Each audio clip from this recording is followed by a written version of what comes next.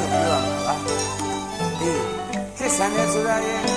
တို့တက်တယ်ဆိုတာရဲ့စကားနှမျိုးကိုလည်းပဲနားလည်သိချင်ပါတယ်ပြီးတော့